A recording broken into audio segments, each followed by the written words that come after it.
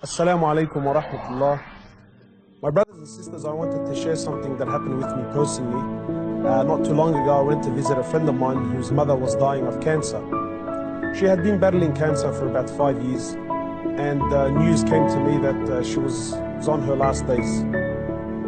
So I went to visit the brother, and as I sat down with him, he was explaining to me that his mother is going through that state of sakarat al-maut, conscious and unconscious, and that the cancer was really starting to spread all over. So as I sat with this friend of mine and we were talking, his eyes teared up.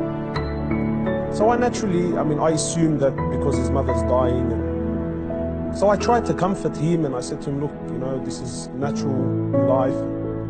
He said to me, I'm not crying because she's leaving. And of course I am upset, but that's not why I'm crying.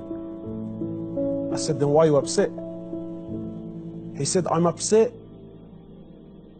because all my life, I've never thanked my mother for what she's done.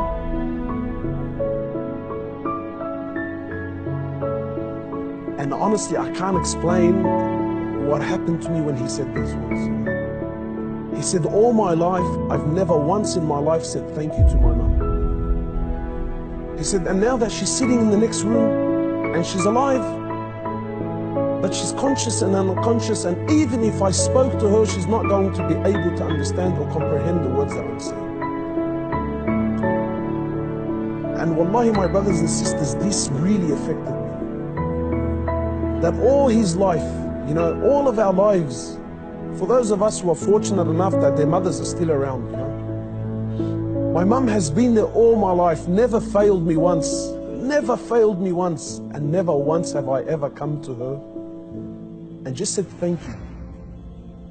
And not one of those thank yous with some flowers, and that's a good thank you, but those really deep thank yous. That thank you that if she left me now, I've told her and I've thanked her from the depths of my heart. Wallahi, my brothers and sisters, I haven't been able to forget this. That when was the last time you thanked your mother? When was the last time you showed your mother genuine appreciation for everything that she's ever done?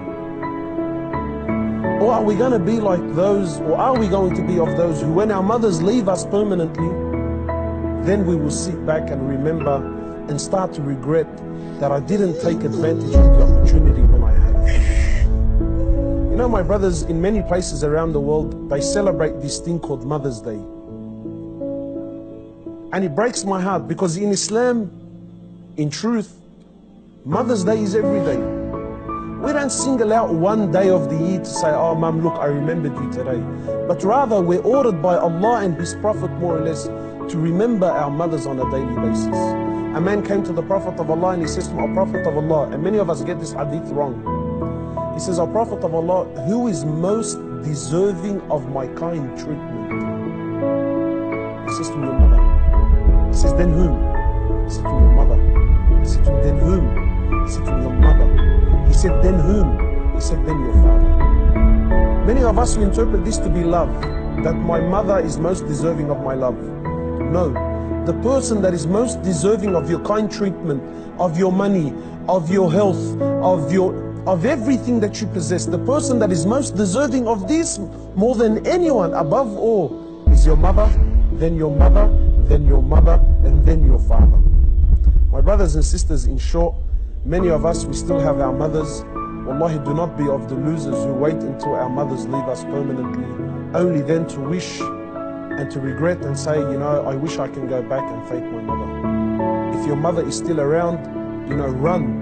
By Allah, run to her and thank her for everything that she's done. We ask Allah subhanahu wa ta'ala to make us of those who have the best relationship with their mothers, and we ask Allah subhanahu